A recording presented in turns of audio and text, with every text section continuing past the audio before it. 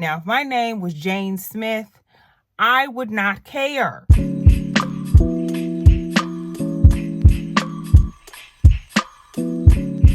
Hey y'all, welcome back to my channel. If you're new here, my name is Raven, aka the Swing Stylista, and I'm a fashion stylist and content creator. But on my channel, I do press-on nail hauls and reviews, fashion tips and outfit inspiration, a little bit of DHgate, and some lifestyle. This is a get ready with me, also a get to know me, and why I changed my channel name. This was requested once I announced that I was changing the name of my channel.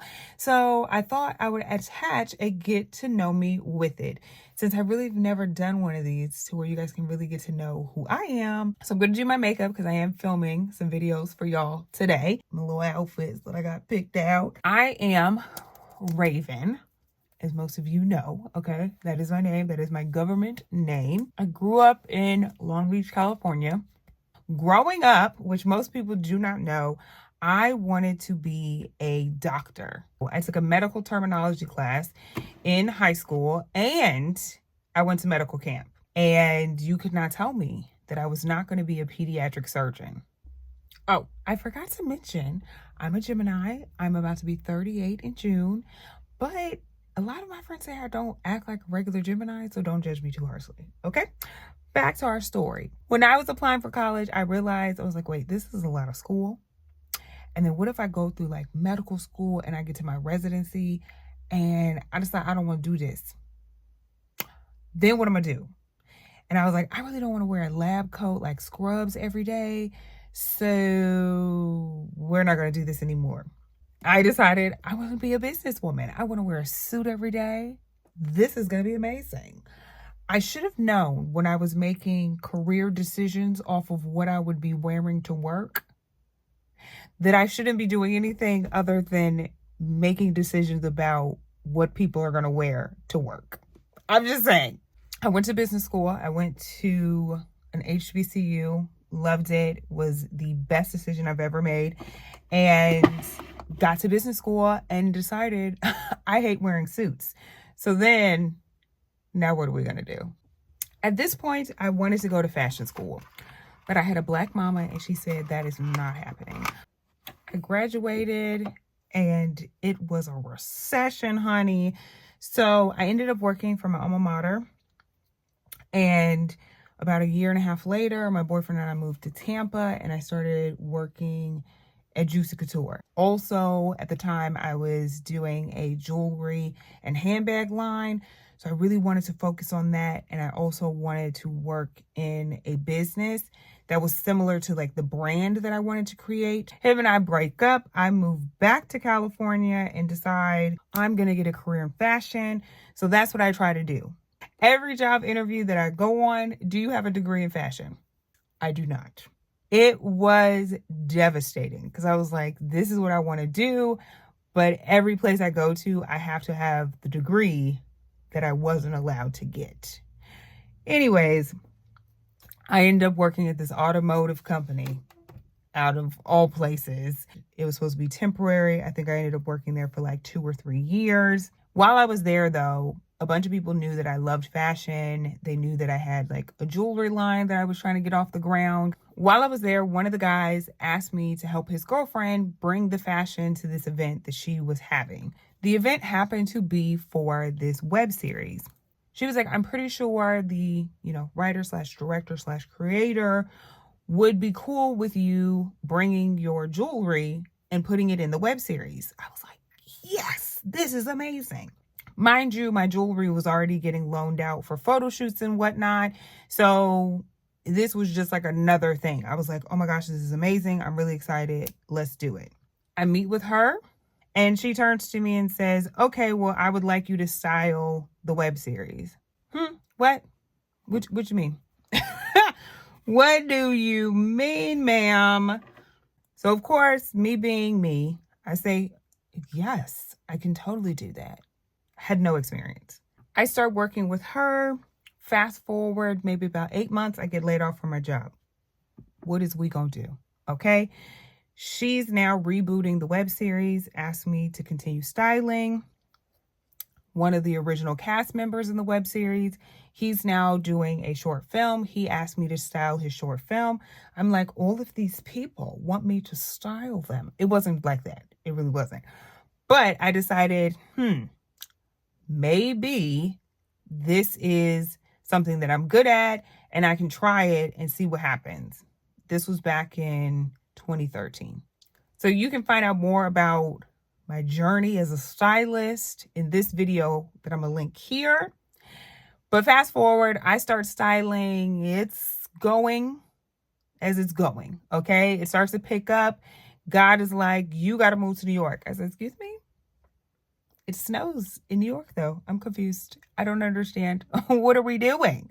So I moved to New York. I lived there for about 6 years and had the best time. I love the East Coast so much. I have been working as a stylist since 2012, pretty much full-time, no other like full-time job since 2013 when I got laid off. All glory to God for that one. And I've had some amazing opportunities. I've worked with some amazing celebrities. I've worked on amazing editorials. I've worked with some amazing photographers and publications, did commercials. I've been in commercials. So I've had great opportunities, especially once I moved to New York. During the pandemic, towards the end of the year of 2020, I decided I was moving to Dallas. It was supposed to be temporary, but God had other plans because my mother is getting older. I do need to be very close to her. We do live together. So, there's that. I am an only child, so it is just me. And I want to make sure that she's good and that she's taken care of. I am single and kind of ready to mingle, okay? Not quite, because the dating pool is a bit scary, okay? I'm focused on me and my mom right now. If someone joins in and we become the Three Musketeers, that's totally fine. But right now, we're doing what we got to do. That's kind of my backstory. That's kind of who I am, where I've come from, the careers that I've had, and let's get into my blogging career, which is a little bit like separate, but not, and how we got to this name change. When I had my regular job, before I got laid off, I would take pictures of my outfits and post them on Instagram. My name on Instagram was Swank Stylista. While I was in New York, I remember I was at this trade show and these girls were like, oh my gosh, they're Swank Stylista. And I was like, oh, like they know who I am. This is great. Like, this is so cute. But then I was like, wait, they have no idea what my real name is. And I was like, I, as a stylist, need to be known for my real name and not Swank Stylista. So I decided to change my name from Swank Stylista on everything to my actual name. So fast forward to the pandemic, we have all the time now. We can create all the content, we can do all the things. So that's what I decided to focus on during the pandemic. So when I decided to move to Dallas, it was supposed to be temporary, and it was also to help me transition to doing content creation full time. Clearly, I realized I needed to stay. And the first year, I was in and out of New York almost every other month for work. So I really could not focus on content at all whatsoever. It was, I would start doing something, get called for a job, be in New York for like a week or two, then have to come back, do a bunch of content, try to like get my bearings back, and then I would be back in New York. But I would never know when I was going to be back in New York. So I'm doing it thinking like, okay, I'm going to be here for a little bit.